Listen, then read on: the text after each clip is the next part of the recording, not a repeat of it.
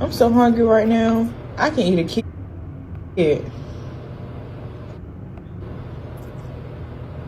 What you say? I'm so hungry right now. I can eat a kid. I'm so hungry right now. I can eat a kid.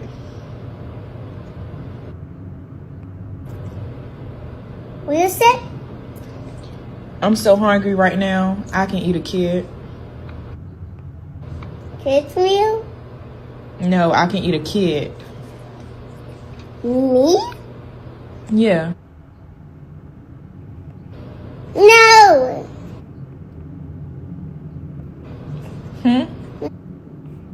I'm so hungry right now. I can eat a kid.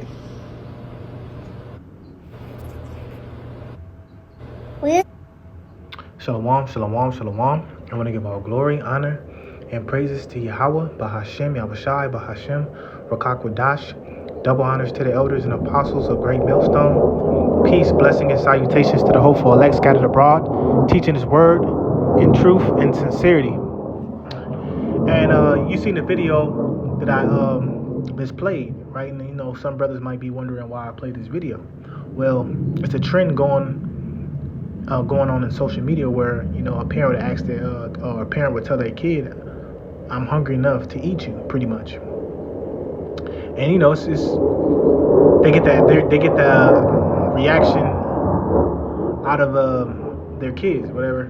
And it just seems like a funny, innocent joke right now, but because these people of the world are not adhering to the knowledge and wisdom of Yahweh Shimon Shai, they understand that this is going to become reality, right? So they wouldn't be playing around with this if they knew and they were adhering to what the prophets were saying. But since they're not adhering and they're still in that mirthful state, and victuals are so cheap upon the earth, they don't never think about the things to come, right? So when they do these trends, they don't understand this is a precursor to what's to come, right? Kids is going to be getting eaten in the last days, man, right? For lack of bread and great tribulation that's going to be on the earth, right? So this is a testament to the negligence of people on the earth not adhering to the words of Yahweh Shimon Shai, not listening to the men that the Lord sent out there to warn them of the doom and great tribulation and calamity that's going to come upon the earth, right? So I'm going to do a quick lesson on this. It's going to be real short. It's not going to be a long lesson, but Lord willingly, this lesson is edifying, right? So these things happened before, right? And they're going to happen again, right? Let's go to Ecclesiastes 1:9. It says, "The thing that hath happened it is that which shall be, and that which is done is that which shall be done, and there is no new thing under the sun." It says, "The thing that hath been it is that which shall be, and that which is done is that which shall be done, and there is no new thing under the sun," right? Because we understand that these things happened before. When we look at these sieges, these Babylonian sieges, these sieges of Roman siege of 70 AD, kids were getting eaten, right? Kids were getting eaten. So in these last days, how much more will kids be getting eaten based off the great tribulation that's going to be on the earth, right? This tribulation is going to be like none ever before, and nothing that will come after, right? So if you think that kids were being eaten, and it specifies that in the scriptures that kids were being eaten, why not now, right? Why wouldn't kids be getting eaten in these days? Well, they will be, right? This is going to be in the near future where it's going to be nothing to eat. It's going to be a famine in the land, and kids will be getting eaten, right? So let's go into the scriptures and show you that these things actually occurred before, right? Right? See, if you were taking the men of the Lord serious, it wouldn't be a trend. This wouldn't be something to play about. But of course, they're not adhering to the men. They're not adhering to the words of Yahweh Shimon Shai. So the same thing that they're playing about will become their reality. And I'm not saying specifically this lady. I'm saying this is going to happen in the near future. right?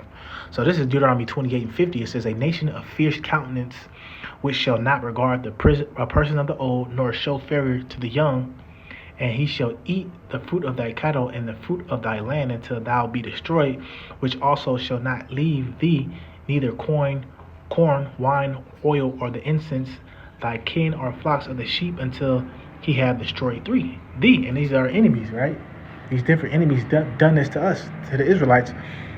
And chiefly, Esau Edom, which was the last oppressor, which we're currently under. He did this to us, right? And it says, and he shall besiege thee in thy gates until the high and fenced walls come down, wherein thou trusteth throughout all the land, and he shall besiege thee in the gates throughout all the land which the Lord thy God hath given thee. Now let me do something real quick. I want to go to that word besiege, right? Besiege. Definition. Right? Just to get some edification. It says besiege, surround a place with armed forces in order to capture it or force its surrender, lay siege to, right? So this is when the enemies came in and took Israel as captives, right? In these different captivities we went to. It says, they that be in the mountains shall die of hunger. Or Slakia, that's not it. Where was I at? Slakia. Right, it was Deuteronomy 28:52 saying, he shall besiege thee in all thy gates until the high and fenced walls come down, wherein thou trusteth throughout all the land, and he shall besiege thee in all thy gates throughout all thy land, which thy Lord thy God hath given thee. It says, and thou shalt eat the fruit of their own body, the flesh of thy sons and of thy daughters, which the Lord thy God hath given thee in the siege and in the straitness wherewith thine enemies shall distress thee. Right, so this happened already. Right, these things already occurred in the scriptures. Right, so like you said, we have Babylon. They have the Babylonian siege. We have 70 AD, where these things occurred. Right. So these things are going to come upon the earth again, and this is what we, pray and ask the Lord for mercy to escape these things, right? While everybody else is thinking everything is going to be a-okay, everything is going to be cool, they're going to be able to walk, just walk and do whatever they want to do. They don't understand that these things are coming upon the earth, and it's going to happen real soon, right? Let's go to it says Jeremiah 19. Let's see, we're going to start at Jeremiah 19.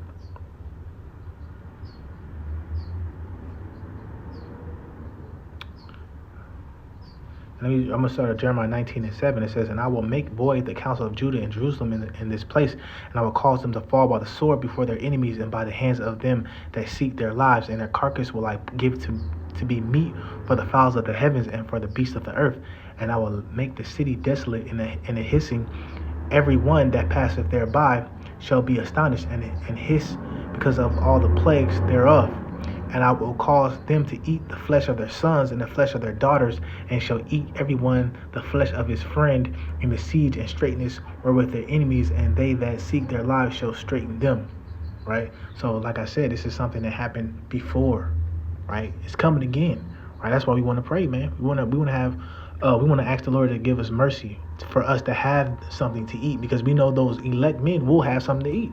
They're not going to be out here eating each other, man, and going off. Right? They're gonna have meat.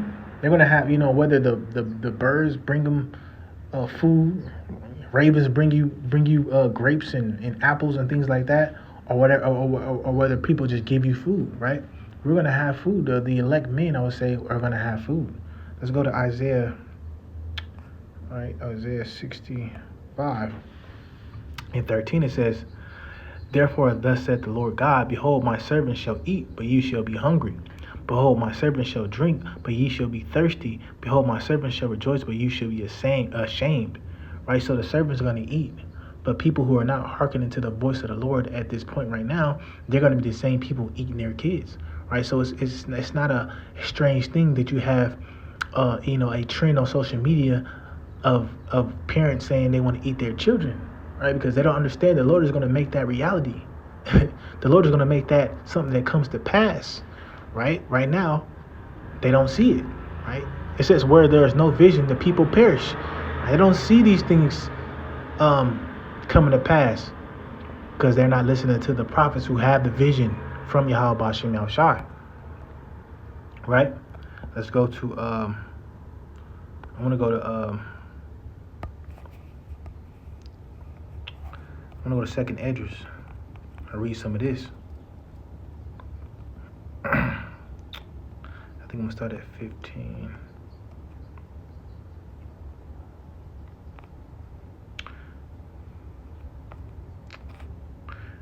Let's see. Maybe I can start at 14.